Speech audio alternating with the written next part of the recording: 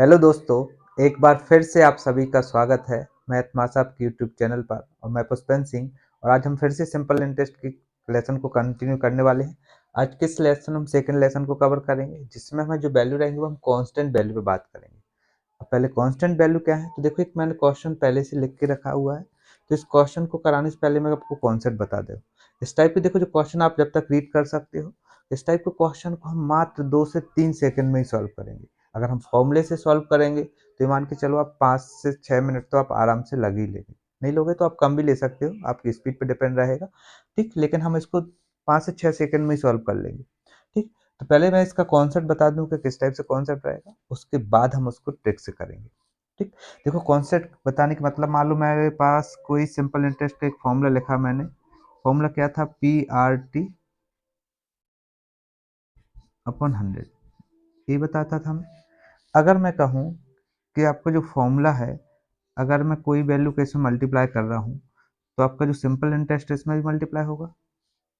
कहने का मतलब ये है कि जितना जो भी चेंजेस हमारे इस वाले में आएंगे, वही चेंजेस हमारे किस में आएंगे, सिंपल इंटरेस्ट में आएंगे। कहने का मतलब कि जो सिंपल इंटरेस्ट मान लो हम एग्जांपल में लेते कितना है, 100 रुपये आ रहा था, और इसको सॉल्व करने पे मान लो हमारा आंसर भी कितना आ रहा है, 100 ही आएगा। तभी तो सिंपल इंटरेस्ट आया। तो अगर इसमें मैं 2 का मल्टीप्लाई करूँ तो हमारा सिंपल इंटरेस्ट भी कितना हो जाएगा, 2 हो जाएगा। इतना तो क्लियर है। अब अभी आप लोग सोच रहे होंगे कि सर ये फॉर्मूला है तो जो वैल्यू इसकी होगी वही वैल्यू तो इसकी होगी, तो मैं ऐसा करने की ज़रूरत क्या है, तो उसका भी अभी बता दे रहा हूँ।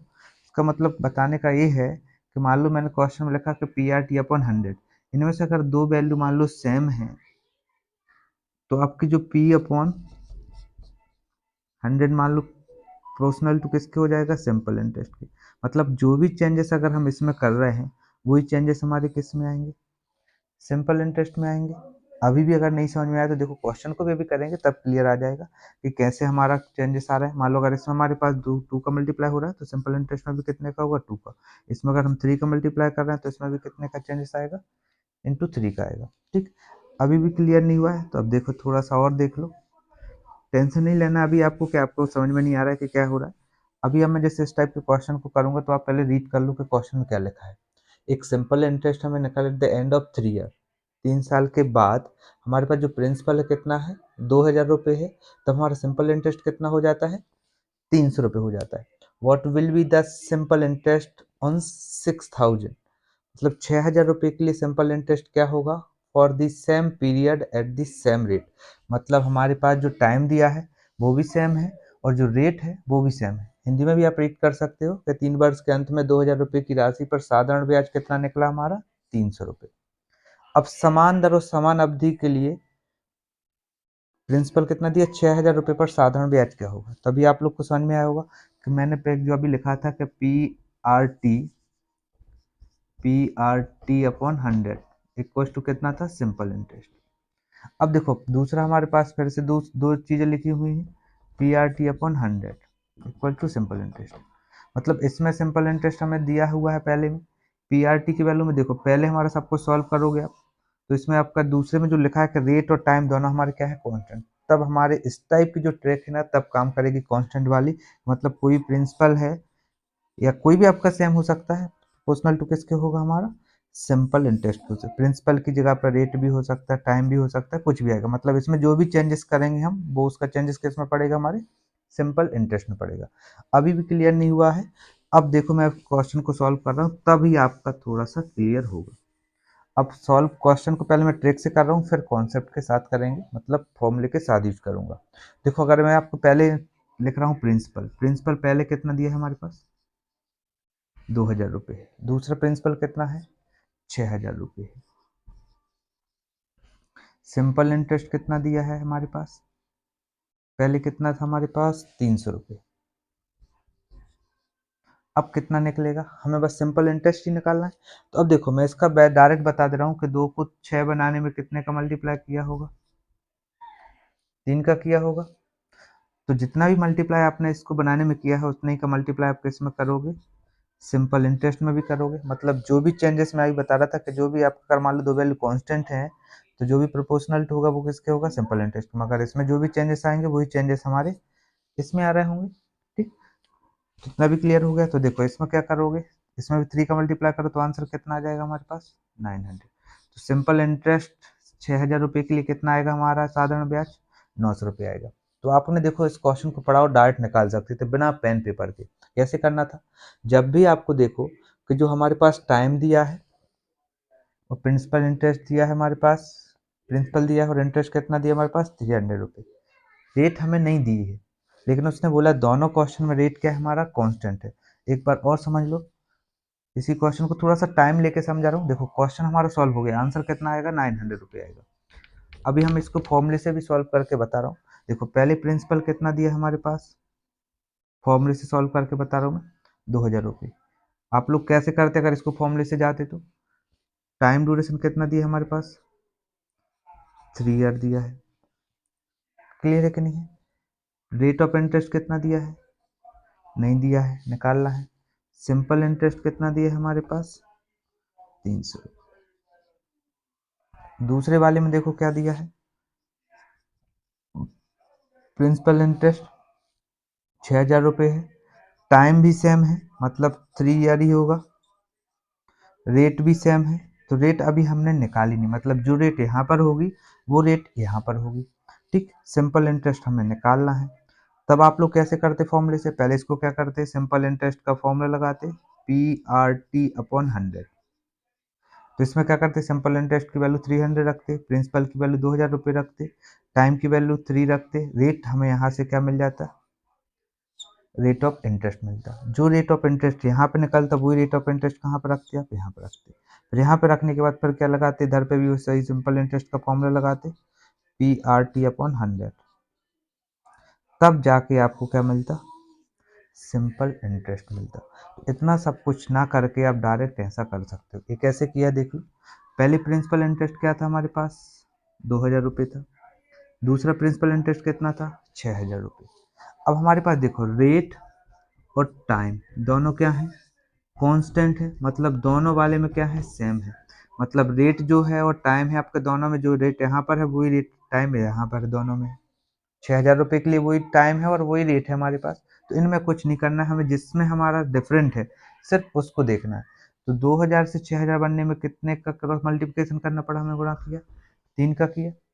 ठीक, तो जो चेंजेस हमने यहाँ पर किए हैं, जितने की वैल्यू को बनाने में इतने का मल्टीप्लाई किया, वही चेंजेस हमारे किस में आएंगे, सिंपल इंटरेस्ट में आएंगे।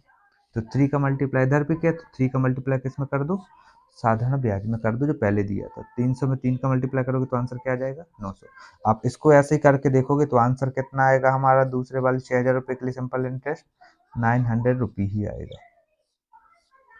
ठीक, अब इस टाइप के क्वेश्चन जब आप एग्जाम में देखो तो इतना सब कुछ पेन उठाने की भी जरूरत नहीं है। आप ये देखो कि पहले क्वेश्चन में क्या लिखा था हमारे पास, रेट सेम है, टाइम सेम है, चेंजेस किस में हो रहा है हमारे प्रिंसिपल में। प्रिंसिपल में पहले की अपेक्षा कितने चेंजेस हो रहे हैं, 3 गुना है, तो 3 का गुणा किस में कर दो डायरेक्ट आप, सिंपल इंटरेस्ट में मतलब ब्याज में। ये तो अभी क्वेश्चन सिंपल था तो आप ऐसे भी डायरेक्ट कर सकते हो। अब मैं एक क्वेश्चन और ले रहा हूँ थोड़ा सा कैलकुलेशन वाला, यहाँ पे आपकी कैलकुलेशन थोड़ी सी ज़्यादा हो जाए, क्लियर। तब आप उस क्वेश्चन को, आपकी जो ट्रिक है उससे सॉल्व करने में आपको ज़्यादा फायदेमंद रहेगा। तो आइए एक दूसरा क्वेश्चन और ले रहा हूँ, ये आपको समझ में आ गया होगा। ठीक, मैं जब तक नोट कर रहा हूँ आप इसको एडिट कर लीजिए।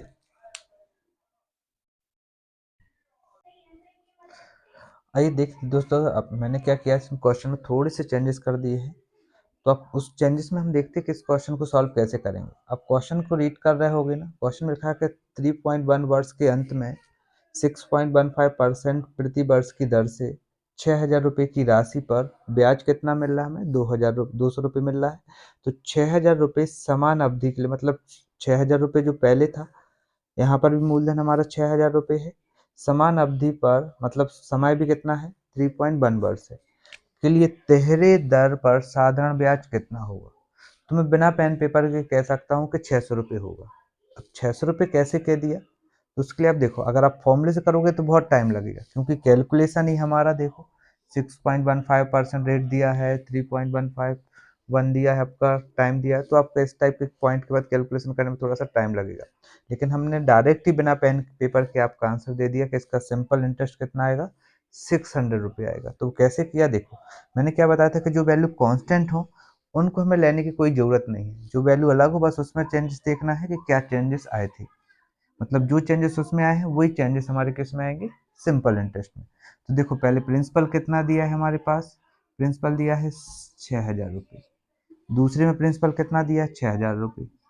मतलब सेम है, कोई चेंजेस करने की जरूरत नहीं। मतलब 6,000 को 6,000 बनाने में कितने का मल्टीप्लाई किया होगा, 1 का, तो कोई फर्क नहीं पड़ने वाला।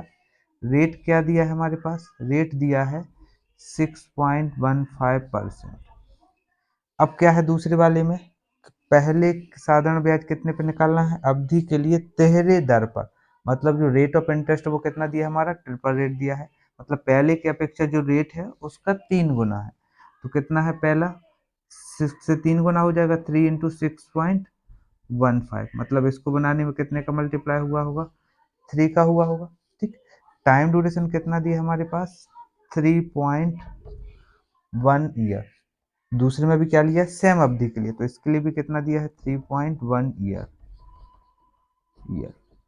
अब देखो कांस्टेंट कौन से, इसको बनाने में कितना टाइम लगा होगा, 1 का मल्टीप्लाई। तो जिसको हमें सेम वैल्यू दी है, तो कांस्टेंट कौन कौन सी वैल्यू दी है, प्रिंसिपल भी सेम है तो इससे हमें कोई लेना देना नहीं है, टाइम भी सेम है इससे भी लेना देना नहीं है। रेट ऑफ इंटरेस्ट क्या दिया है हमारे पास, पहले था 6.15%, अब लेकिन दूसरा रेट क्या दिया है, पहले की अपेक्षा 13 दिया है।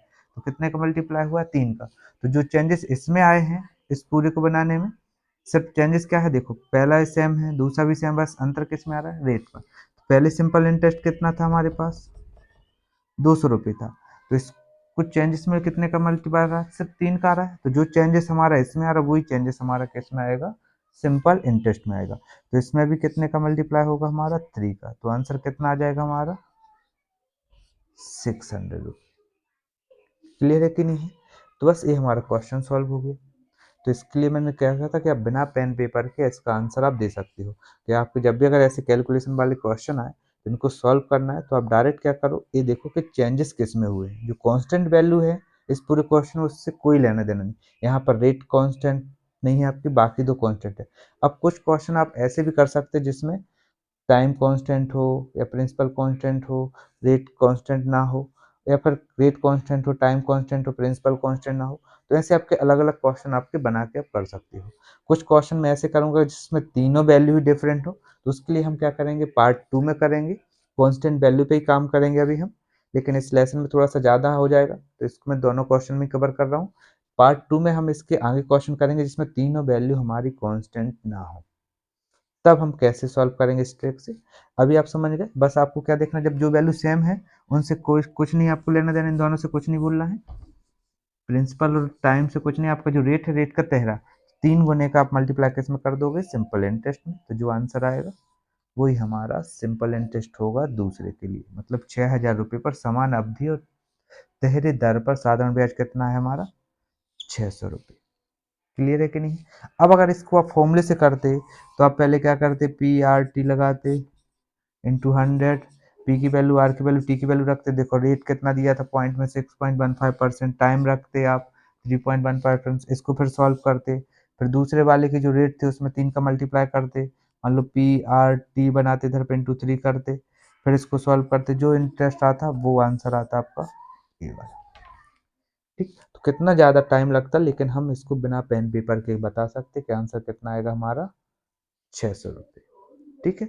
तो ऐसे वीडियो के लिए बने रहिए मैथ मास्टर आपके यूट्यूब चैनल पर, और चैनल को सब्सक्राइब कर लीजिए अगर नहीं किया है तो, और आपके दोस्तों में भी शेयर करिए। ठीक, आपको सभी का फिर से धन्यवाद कि आपने पूरा वीडियो देखा, और इसके पार्ट 2 के लिए हम बहुत जल्दी मिलते हैं। Thank you.